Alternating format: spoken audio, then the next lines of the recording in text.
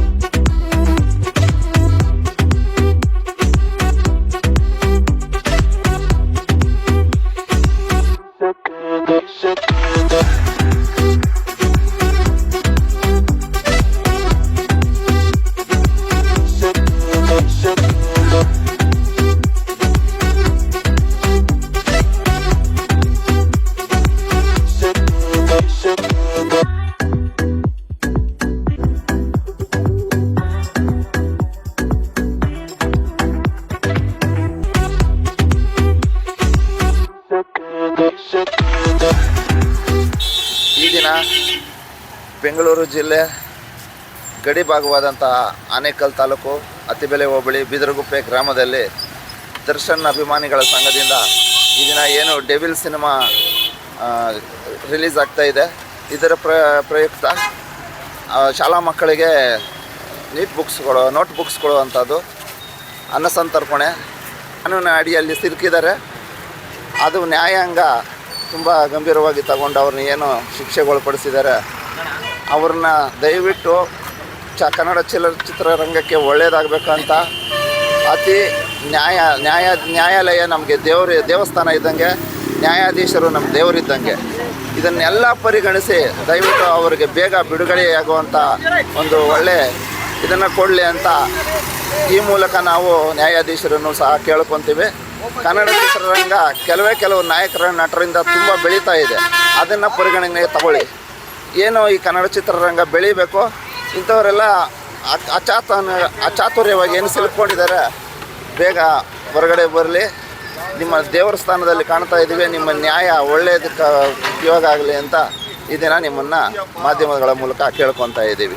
ಗ್ರಾಮದಲ್ಲಿ D boss ಅಭಿಮಾನಿಗಳ ಬಳಗದ ವತಿಯಿಂದ ಈ ಡೆವಿಲ್ ಸಿನಿಮಾದ ಉದ್ಘಾಟನೆ ಮತ್ತು ಅದರ ಪ್ರಯುಕ್ತ ಅನ್ನ ಸಂತರ್ಪಣೆ ಮತ್ತು ಸ್ಕೂಲ್ ಮಕ್ಕಳಿಗೆ ಪುಸ್ತಕ ವಿತರಣೆ ಕಾರ್ಯಕ್ರಮವನ್ನು ನಮ್ಮ BR ಮೂರ್ತಿಯವರ ನೇತೃತ್ವದಲ್ಲಿ ಹಮ್ಮಿಕೊಳ್ಳಲಾಗಿದೆ. ಡೆವಿಲ್ ಚಿತ್ರ ಈ ದಿನ ಬಿಡುಗಡೆಯಾಗಿ ಶತದಿನೋತ್ಸವ ಆಚರಿಸಲೆಂದು ಈ ಶುಭ ಸಂದರ್ಭದಲ್ಲಿ ಕೋರ್ಕೊಳ್ತೀವಿ. ಇದ್ರೆ ನೆಮ್ಮದಿಯಾಗಿರ್ಬೇಕು. ಪ್ರತಿ ವರ್ಷದಂತೆ ಅವ್ರದ್ದು ಮೂವಿ ರಿಲೀಸ್ ಆದಾಗೆಲ್ಲ ನಾವು ಏನಾದರೂ ಒಂದು ಮಾಡ್ತಾನೆ ಇರ್ತೀವಿ. ಥಿಯೇಟ್ರ್ ಹತ್ರ ಆಗಿರ್ಬೋದು, ಎಲ್ಲೇ ಆಗಿರ್ಬೋದು, ಅನ್ನ ಸಂತರ್ಪಣೆ ಇದೆಲ್ಲ ಮಾಡ್ತಾಯಿದ್ವಿ.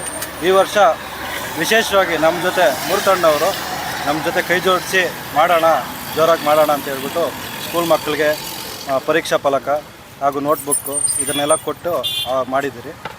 ಮತ್ತು ಈ ಚಿತ್ರ ಶತದಿನೋತ್ಸವ ಆಚರಿಸಲಿ ಎಂದು ನಾವು ಕೇಳ್ಕೊತಾ ಇದ್ದೀವಿ. ದರ್ಶನ್ ಅವ್ರಿಗೂ ಒಳ್ಳೆಯದಾಗಲಿ. ಕಾನೂನಾತ್ಮಕವಾಗಿ ಅವರು ಒಳಗಡೆ ಇದ್ದಾರೆ, ಕಾನೂನು ಎಲ್ಲರಿಗೂ ಒಂದೇ. ಹಾಗಾಗಿ ಅವರು ಆದಷ್ಟು ಬೇಗ ಹೊರಗಡೆ ಬಂದರೆ ತುಂಬ ಒಳ್ಳೆಯದು. ಮೂಲೆಯಲ್ಲೂ ದರ್ಶನ್ ಬಾಸ್ ಅವರ ಅಭಿಮಾನಿಗಳು ವಿಶೇಷವಾದ ಯಾರು ಮಾಡದಿರೋ ರೀತಿಯಲ್ಲಿ ಮಾಡ್ತಾಯಿದ್ದಾರೆ. ಎಲ್ಲರಿಗೂ ಒಳ್ಳೆಯದಾಗಲಿ. ಆಮೇಲೆ ಕನ್ನಡ ಚಿತ್ರರಂಗನ ಉಳಿಸಿ ಕನ್ನಡವನ್ನು ಬೆಳೆಸಿ ಅಂತ ಕೇಳ್ಕೊಂತ ನನ್ನ ಮಾತು. ಜೈ ಡಿ ಬಾಸ್. ಈ ಮೂಲಕ ನಾವು ಏನು ಇಲ್ಲಿ ಕಾರ್ಯಕ್ರಮ ಹಮ್ಮಿಕೊಂಡಿದ್ದೀವಿ, ಇವತ್ತು ಡೆವಿಲ್ ಒಂದು ಸಿನಿಮಾ ರಿಲೀಸ್ ಇದೆ. ಇದಕ್ಕೋಸ್ಕರ ನಾವು ಅನ್ನದಾನ ಇರ್ಬೋದು ಮತ್ತು ಶಾಲಾ ಮಕ್ಕಳಿಗೆ ಪಠ್ಯ ಪುಸ್ತಕ ಎಲ್ಲ ವಿತರಣೆ ಮಾಡಿದ್ದೀವಿ. ಇದಕ್ಕೆಲ್ಲ ನಮ್ಮ ಜೊತೆ ನಿಂತ್ಕೊಂಡಿದ್ದಾರೆ ನಮ್ಮ BR ಮೂರ್ತಿ ಅಣ್ಣವರು. ಅವ್ರ ನೇತೃತ್ವದಲ್ಲಿ ಇದೆಲ್ಲ ಕಾರ್ಯಕ್ರಮ ಹಮ್ಮಿಕೊಂಡಿದ್ದೀವಿ. ಪ್ರತಿ ವರ್ಷ ಇದೇ ಥರ ನಾವು ಎಲ್ಲ ಸಿನಿಮಾಗೂ ಮಾಡ್ಕೊಬಂದಿದ್ದೀವಿ. ಅದರಂತೆ ಈ ವರ್ಷವೂ ಮಾಡಿದ್ದೀವಿ. ಇವತ್ತೇನು ನಮ್ಗೆ ಒಂದು ದುಃಖದ ಸಂಗತಿ ಅಂದರೆ ನಮ್ಮ ಡಿ ಬಾಸ್ ನಮ್ಮ ಜೊತೆಲಿ ಇಲ್ಲ.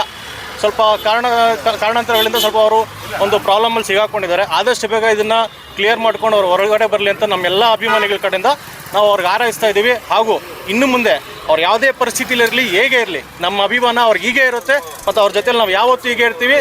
ಈಗ ನಮ್ಮ ಅಭಿಮಾನ ಅವ್ರು ಸಾಯೋವರೆಗೂ, ನಾವು ಸಾಯೋವರೆಗೂ ಇದು ಹೋಗೋದಿಲ್ಲ. ಜೈ ಡಿ ಬಾಸ್.